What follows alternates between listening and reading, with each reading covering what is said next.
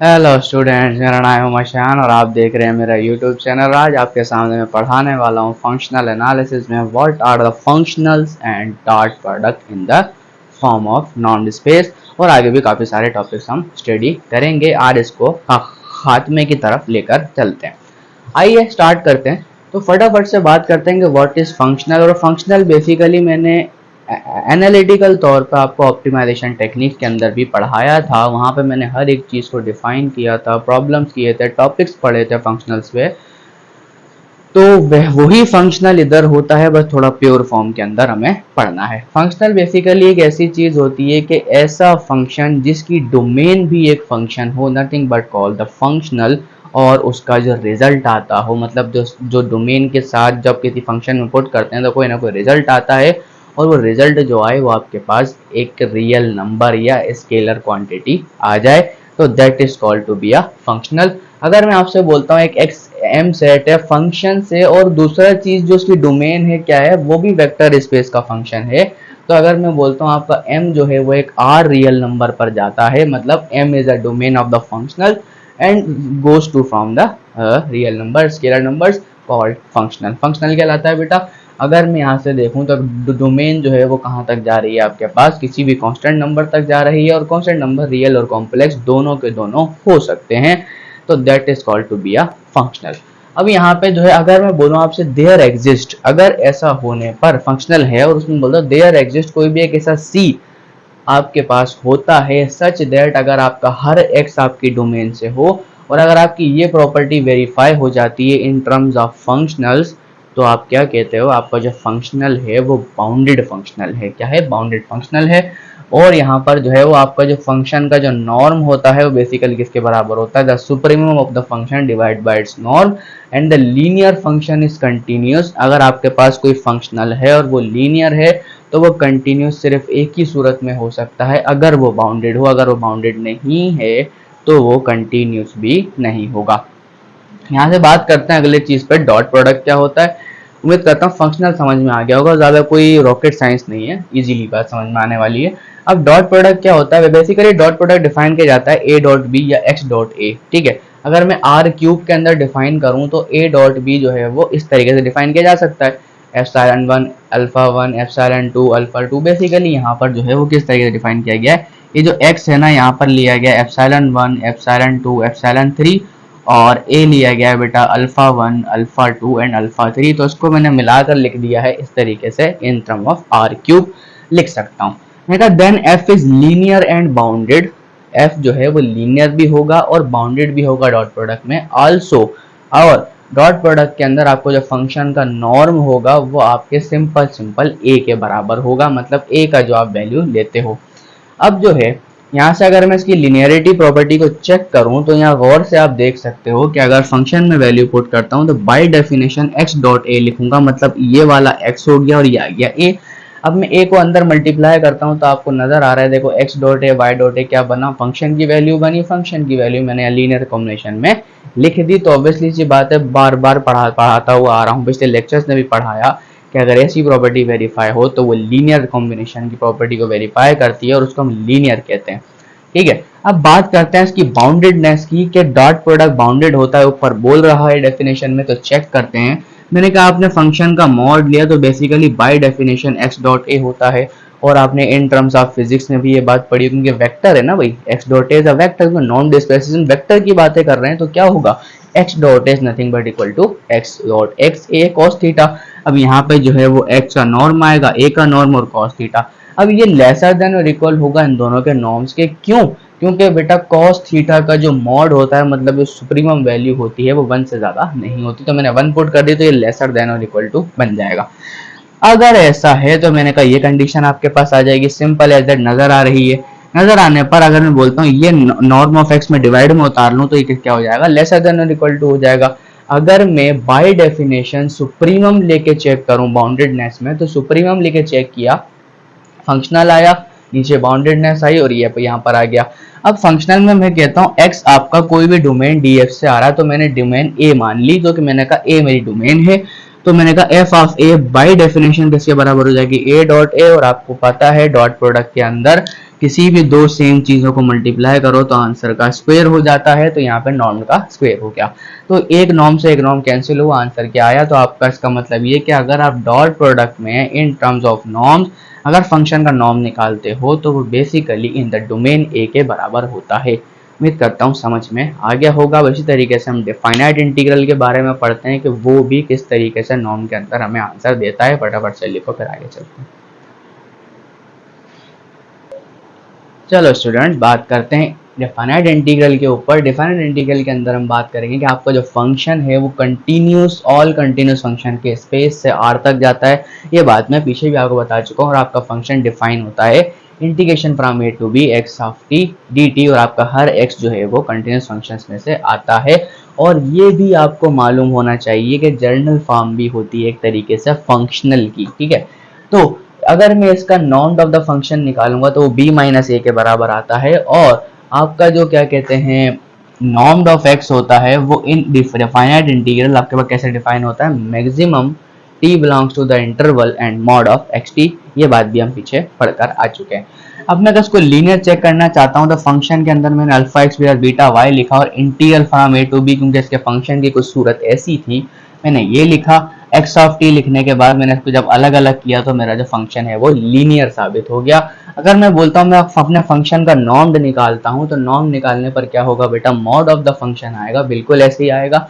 आने के बाद अगर मैं इसके मॉड को अंदर ले जाता हूँ तो ये लेसर देन और इक्वल टू हो जाता है।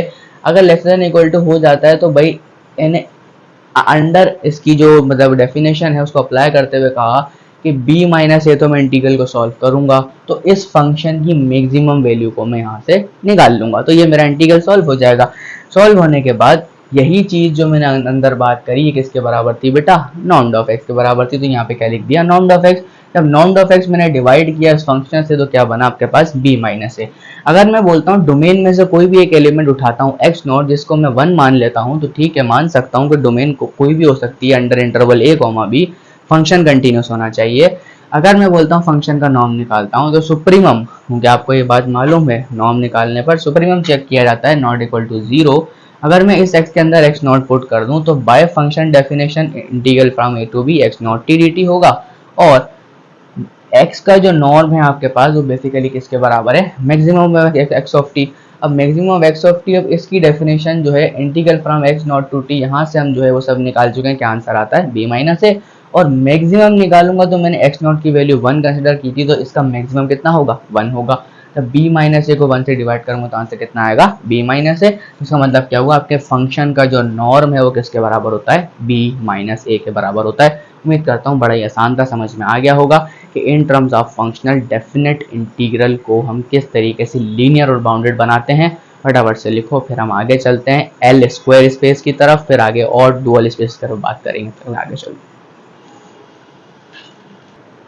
इसी तरीके से बेटा बच्चों बात करते हैं कि स्पेस एल स्क्वायर भी आपके पास लीनियर और बाउंडेड होता है और एल स्क्वायर आपके पास इंटीग्रेबल स्पेस होता है और मतलब हिल्बर्ट स्पेस होता है, क्योंकि हमने ये डिफाइन किया हुआ है। अगर इसका फंक्शन आपको डिफाइन किया जाता है द सीरीज के हवाले से तो summation j is equal to 1 to infinity epsilon j alpha j where alpha j is a constant term is series term and belongs to L square space. तो series जो है कह रहा है ये बाउंडेड होगी तो सबसे पहले लीनियर होगी जब भी तो बाउंडेड होगी। तो बेटा लीनियर के बारे में बात करते हैं तो alpha X plus beta Y, तो यहाँ पे बाय डेफिनेशन इसका इस्तेमाल कर दिया और अल्फा जे आपके पास ऐसे का ऐसे ही रहा। और मैंने जब इसको यहाँ पर सेपरेट किया तो सिंपल सा नजर आ रहा है कि this is the definition of F X, this is the definition of F Y. अच्छा यहाँ पे आपको y लिखने में थोड़ा सा मसला हो रहा होगा तो मैं बता देता हूँ कि जो ईटा j है उसको मैं y मान के चलता हूँ, ठीक है। अब मैं इसकी बाउंडेडनेस चेक करता हूँ तो बाउंडेडनेस चेक करने के लिए मैंने इसका मॉड लगाया, मॉड मैंने इसकी डेफिनेशन पर भी लगा दिया। डेफिनेशन लगाने के बाद ये लेसर देन और इक्वल टू होगा, मॉड अंदर चला गया। अंदर जाने के बाद बाय कॉची-श्वार्ट्ज इनइक्वालिटी इसको मैं ऐसा लिख सकता हूँ ना भाई, कॉची-श्वार्ट्ज इनइक्वालिटी या कॉची-श्वार्ट्ज इनइक्वालिटी, ऐसा इसको लिखा जा सकता है। तो बट अल्फा जे आपके पास एक कांस्टेंट टर्म था और आपके पास ये नॉर्म ऑफ एक्स के बराबर था, क्योंकि एल स्क्वायर हिल्बर्ट स्पेस के अंदर ये इसके बराबर होता है। तो मैंने इसको बात कर दी नॉर्म डिस्प्लेसिव, क्योंकि आप यहाँ पे थोड़ा कंफ्यूज हो रहे होगे, तो यहाँ पे मैं बताता चलूँ इस फंक्शन के अंदर जो आपके पास नॉर्म डिफाइन होता है वो कुछ ऐसे ही होता है, n is equals to 1 to infinity epsilon I इसका स्क्वायर और पावर 1/2। इस तरीके से आपके पास यहाँ पे फंक्शनल डिफाइन किया जाता है, तो इसलिए मैंने यहाँ पे क्या लिख दिया, नॉर्म लिख दिया। नॉर्म लिखने के बाद साफ साफ कंडीशन वेरीफाई हो गई कि भाई ये चीज़ बाउंडेड होती है, तो मेरे ख्याल से कोई ज़्यादा बड़ा कोई रॉकेट साइंस वाली बात यहाँ भी नहीं है, तो समझ में आने वाली चीज़। अब बात करते हैं मेरा डुअल स्पेस की। छोटे सा स्पेस होता है, बोलता है if x is a normed space, अगर कोई एक नॉर्म्ड स्पेस x है तो the set of all bounded linear functionals, अगर आपके पास कोई भी एक नॉर्म्ड स्पेस है, मान लो ये आपके पास कोई बड़ा सा नॉर्म्ड स्पेस है और इसके अंदर एक सेट है आपके पास ऑल बाउंडेड लीनियर फंक्शनल्स का, क्या ऑल बाउंडेड लीनियर फंक्शनल का उस x के ऊपर, तो उस पूरे स्पेस को आप क्या बोलते हो, डुअल स्पेस बोलते हो। और ये भी डिफाइन ऐसे ही किया जाता है जैसे प्रीवियस फंक्शंस डिफाइन किए जा चुके हैं। मैं कहता हूँ समझ में आ रहा होगा क्या, आपके पास एक ऐसा नॉर्म्ड स्पेस जिसके अंदर सारे के सारे लीनियर बाउंडेड फंक्शनल्स हों, उस पूरे स्पेस को आप क्या बोलते हो, डुअल स्पेस बोलते हो। साफ नजर आ रहा है, लिखा हुआ भी और मुंह से भी समझ में आ रहा होगा। यहाँ तक लिखो, फिर हम जो है वो एक दो छोटी छोटी डेफिनेशंस को पढ़ते हैं, फिर हमने लेक्चर को क्लोज करेंगे। आज हमारा टॉपिक यहाँ पर जल्दी एंड हो जाएगा। तब तक के लिए अल्लाह हाफिज। जल्दी से लिखो 2 मिनट के लिए।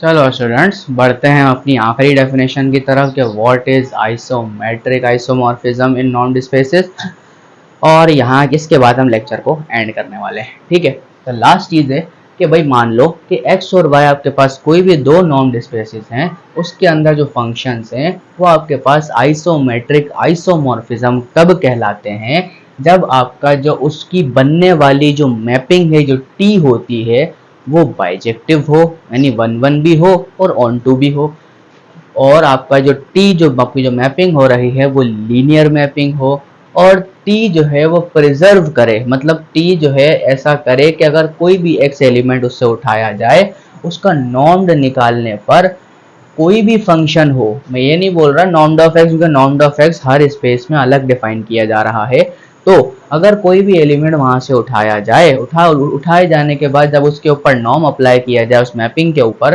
तो वो बिल्कुल बिल्कुल उस फंक्शन के नॉर्म के बराबर हो। यहाँ पे थोड़ा सा आपको दिमाग लगाना है कि मैं सिर्फ x की बात नहीं कर रहा, हर स्पेस के अंदर आपके पास, देखिए मान लो, क्योंकि मैं बोलता हूँ भाई, मैंने काफ़ी जगह पे जो है वो summation j is equals to 1 to infinity epsilon j का स्क्वायर 1/2 ऐसे भी नॉर्म लिखा था। काफ़ी जगह पे मैंने ऐसे भी लिखा था भाई supremum maximum of x of t, मैंने काफ़ी जगह पर ऐसा भी लिखा था। तो मतलब कहने का ये है, मैं कोई सा भी नॉर्म किसी भी स्पेस के अंदर डिफाइन करूं, तो यहाँ पे क्या कोई हर x के लिए आपका जो उस मैपिंग का जो नॉर्म है वो x के बराबर आना चाहिए। तो अगर ये तीनों प्रॉपर्टी वेरीफाई होती हैं तो आप उस फंक्शन को, दिए गए स्पेस फंक्शन को क्या बोलोगे, this is called the isometric isomorphism. अगर आपके पेपर में क्वेश्चन भी आता है कि दैट प्रूफ करो कि भाई ये मेरे पास आइसोमेट्रिक आइसोमॉर्फिज्म है, तो क्या करोगे, सबसे पहले आपने वही टी को लीनियर प्रूफ कर देना है, जो कि आपको बड़ा ही मजेदार तरीके से आता होगा। अब टी बाइजेक्टिव है बेटा, टी 1 1 और ऑन टू कैसे समझ सकते हो आप कि भाई हर एक इमेज की, हर एक इमेज की, मतलब क्या कहता हूँ कि आप अगर मैपिंग हो रही है तो हर एक डोमेन की हर एक रेंज के ऊपर मतलब मैपिंग होनी चाहिए, मतलब इमेजेस बननी चाहिए। तो यहाँ से आप इसको जो है वो क्या कहते हैं, बाय थ्योरेटिकली भी कह सकते हो, या बाय डेफिनेशन जो है वो 1 1 फंक्शन की डेफिनेशन क्या होती है इन टर्म्स ऑफ क्या फंक्शंस, और आपको यहाँ से बात समझ में आ जाएगी। तो यहाँ से बाइजेक्टिव भी शो कर सकते हो, यहाँ से लीनियर भी शो कर सकते हो, और आपने कोई सा भी एक एलिमेंट x उठाना है under the supremum norm, under the maximum norm, जो भी उस फंक्शन स्पेस की डेफिनेशन हो, उठाकर उसमें से कोई पॉइंट लेना है और प्रूफ करना है कि ये जो है वो उसी के बराबर होगा, कोई फर्क नहीं होगा। तो उम्मीद करता हूँ समझ में आ गया होगा। आज हम यहाँ पे अपने कोर्स को ख़त्म करते हैं, तब तक के लिए अल्लाह हाफिज़, बाय बाय। अगर आपको पसंद आया तो लाइक करो, सब्सक्राइब करो, शेयर करो, ताकि आपके एग्जामिनेशन में आपके अच्छे मार्क्स आ सकें, और मेरे साथ भी कॉपी पेन लेकर बैठा करो ताकि हर एक चीज़ समझ में आ जाए। तब तक के लिए अल्लाह हाफिज़, बाय बाय, हाफिज़।